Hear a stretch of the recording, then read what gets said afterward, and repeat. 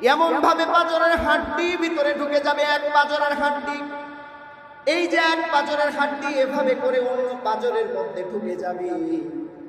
তার কবরটা এত সংকীর্ণ করে দেওয়া হবে এবং তার কবরের মধ্যে আগুনের বিছানা বিছিয়ে দেওয়া হবে। শরীরের মধ্যে জাহান্নামের পোশাক পরিধান করিয়ে দেওয়া হবে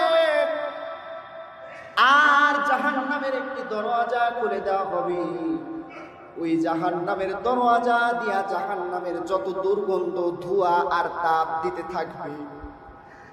আল্লাহর হাবিব বলেন, ওই ব্যক্তিকে কবরস্থ করার পরে যে ব্যক্তি উত্তর দিতে পারবে না,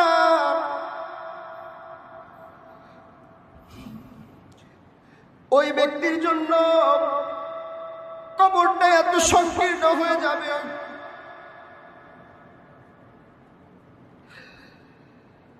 জাহান্নামের তাপ যখন তাকে দিতে থাকবে, আল্লাহর হাবিব বলেন তার ভিতরে আবার রূহটা ঢুকে দেওয়া হবে। রূহটা পাওয়ার পরে সে শাস্তি ভোগ করতে থাকবে কিয়ামত পর্যন্ত।